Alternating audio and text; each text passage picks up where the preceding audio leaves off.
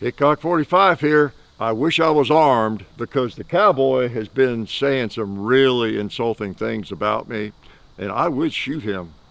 Oh, no, wait a minute, I do have a firearm right in my pocket.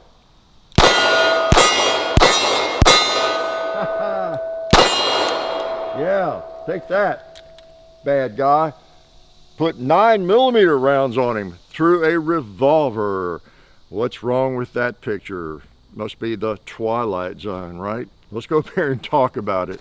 Yeah, this is the 940 Smith & Wesson with the concealed hammer, the Centennial style that we've all grown accustomed to if you've been around here very long, if you've been around firearms very long, if you've been in a gun show the last 20, 30 years, you've been in a gun shop, you see lots of these little revolvers from all companies that make revolvers with the concealed hammer, the humpback, and all that. Some of you think they're probably very weird. You wouldn't want one of those things. They're just not pretty enough. They look odd. There needs to be a big hammer spur for it to be a real revolver.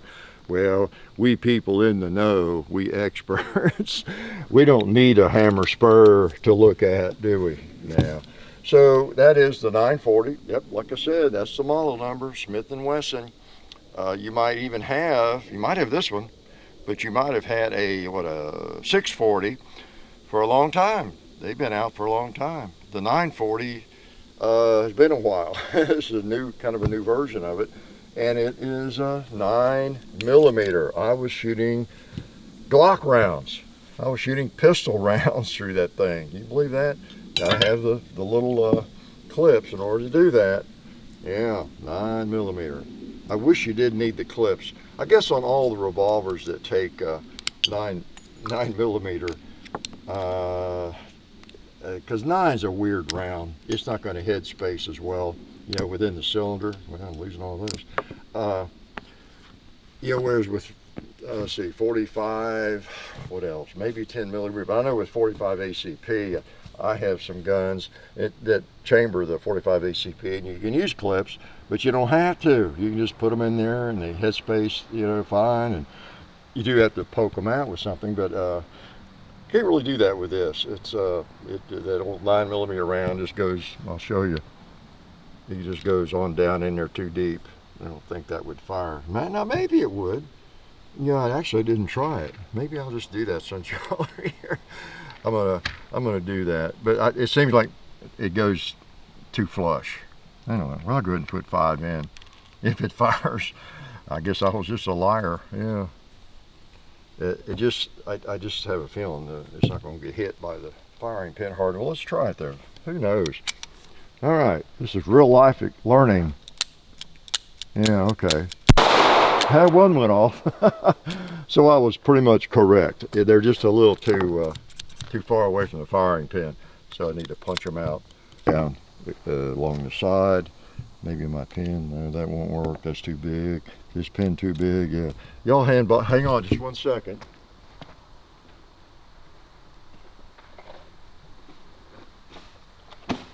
Yeah, here's my squib load device. It might be almost too big for a 9mm. I don't think it is. No, there we go. All right. See, that was tight, wasn't it? Wow. I don't know how it got so tight, it didn't even fire. But anyway, so we've all learned something there. You do need the clip, like the big dummy said initially, but he just didn't believe himself well enough, did he? So we'll put a couple of those on the clip. Yeah, I have a fair amount of experience with these clips. I used to shoot my 625 in competition.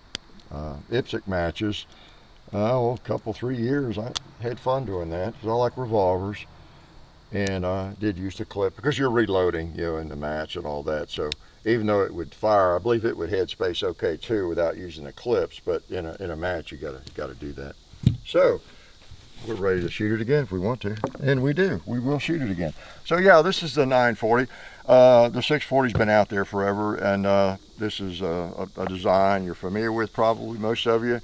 So just a couple of things about it. It is 9mm, and whether or not you'd want a firearm like this in 9mm over 357 or 38, 32, or some other chambering, you know, that's just a matter of choice, isn't it?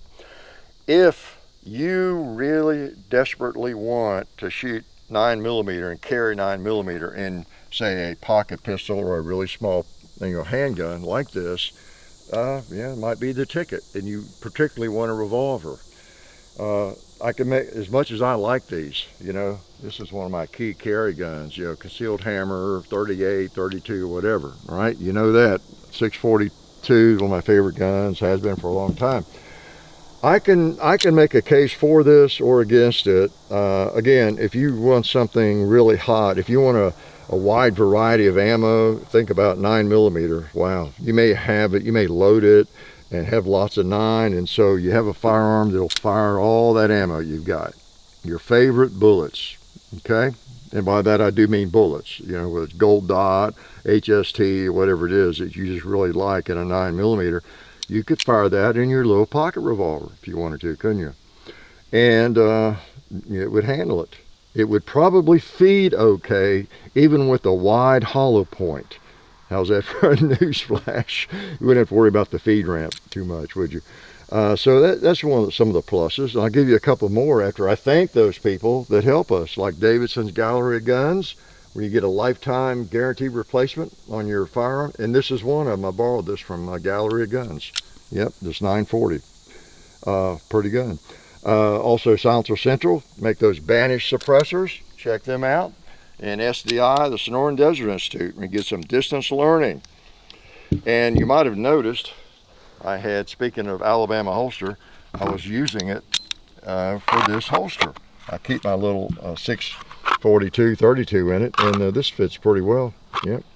Might need to loosen it or tighten a little bit, but so that gives you an idea that now this clicks in because it's made for this gun. It almost fits here. I think it's just the barrel length. Yeah, the barrel length is the issue. It'd probably click in as well. It's a little bit longer barrel. So Alabama holster, love them, appreciate their support. So what was I pointing out? Positives. So you like revolver. You feel more comfortable with a revolver, and I like revolvers. You know that. So you got a revolver. You got maybe a favorite chambering, 9mm, wide range of ammo available. What are some other positives? You got your double action only. So you're not going to get into trouble when the adrenaline's flowing, is likely, and that kind of thing, because you got that long pull. You're accustomed to that pull on the firearm. So lots of advantages. Disadvantage, another advantage is, I think it's a beautiful gun. I've always liked the 640s. I picked them up in gun shops, looked at them, and come so close. I guess I've never owned one, but they've got just a little bit longer barrel, right? And in that stainless, I mean, I don't know, they're just cool. I just like them. I like the feel of it and everything about it. It's got the big XS dot on the front. This one does, tritium. So yeah, just a really cool, attractive firearm, reliable firearm. That's another plus for sure. Now negatives, I can be an objective. There are negatives, even though I like revolvers and I like these. One of the negatives is weight. It weighs almost 24 ounces, which is what a Glock 19 weighs, right?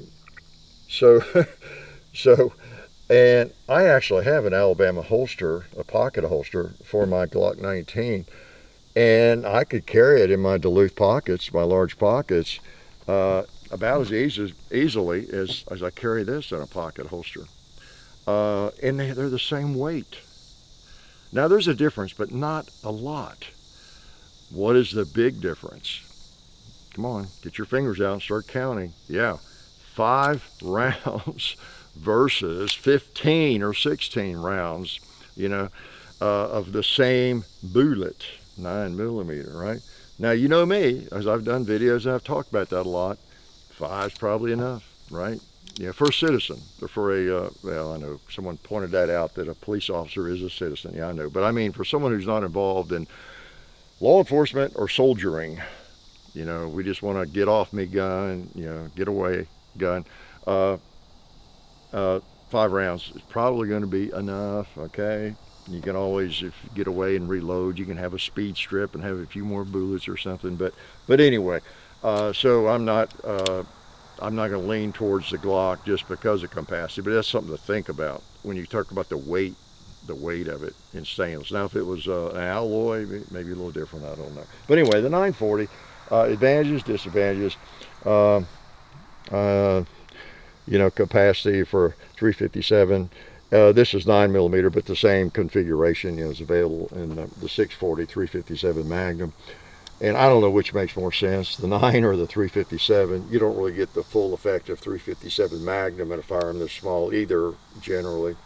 9mm, you pretty much would.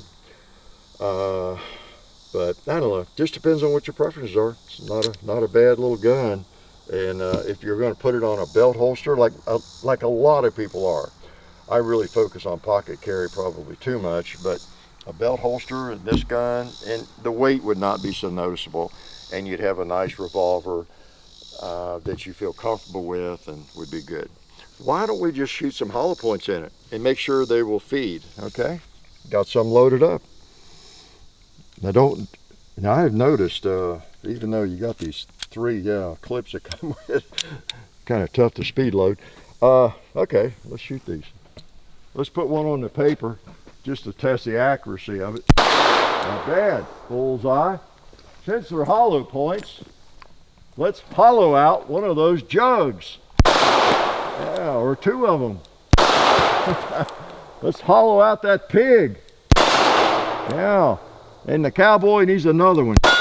Boom, I think I'm empty. Yeah. So these are just nice firearms, you know, double action pull.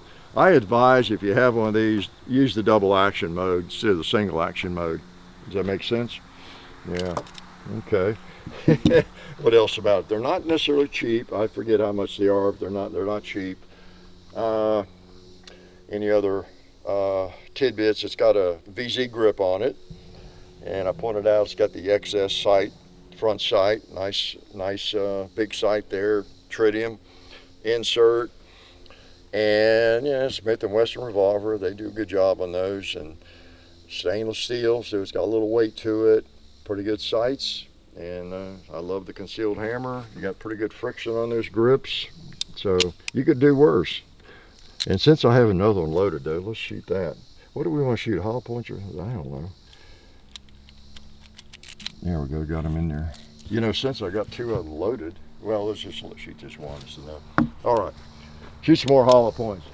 Should we lob one out there at the gong? I have no idea where to hold this thing, but I'll waste a couple on it, at it.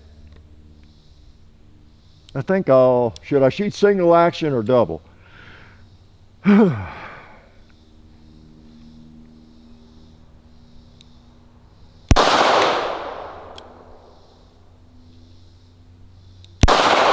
Oh, I saw that one, so I got to throw another one. I don't know. Let's hit right here. Boom. I think it's not designed for 80 yards, but that's okay. You know me, I have to try it. So yeah, it does feed hollow points. That's good to know. They don't hang up on the ramp. So yeah, little 940, 9mm in a pistol that might appeal to you, or it might not. I think I pointed out the negatives and the positives from my standpoint, my perspective. I like that fluted barrel. It's just a cool looking firearm. It really is. I like that underlug, kind of tapered at the end. Yeah, like I said, I have looked at these in the 357 configuration, and I just like the feel of them, but again, the weight always changes my mind. Again, not that I can't carry a couple extra ounces, but I can get the same effectiveness in something a lot lighter, and that's the way I usually go, almost always. So there you go, the 940 in 9mm. Remember the 9mm 940 from Smith & Wesson, a pretty cool little gun. We appreciate Davidson's Gallery of Guns lending this to us. So might use some more and then send it back. Life is good. Oh yeah, that's better. This is a great gun for defense. Oh hey, didn't see you guys there. While I've got you here, I want to remind you of our friends over at Talon Grips and Ballistol. Talon Grips makes grips, can you believe it, for all different types of firearms. You can get rough texture or more of a rubberized texture. It just sticks right on there. You know, really affordable, really cool option to improve the grip for your handguns or rifles. So please check them out at talongungrips.com. You'll be glad you did. And also Ballistol. Dad has been using Ballistol for many years. It's a cleaner and a lubricant, and it's non-toxic. It works really great, and we're happy to have them on board since it's been a part of our shooting endeavor for a very long time. So go to ballistol.com, talongungrips.com, and also while you're out there, I'm juggling all these things here. Also, while you're on the internet, please do check out our other social media like Hickok45 on Facebook. There's also Hickok45 on Twitter, The Real Hickok45 on Instagram. There's a John_Hickok45 on Instagram where I do some things. There's Hickok45.com. You can find us also on Gunstreamer. So check out all that stuff and then watch more videos.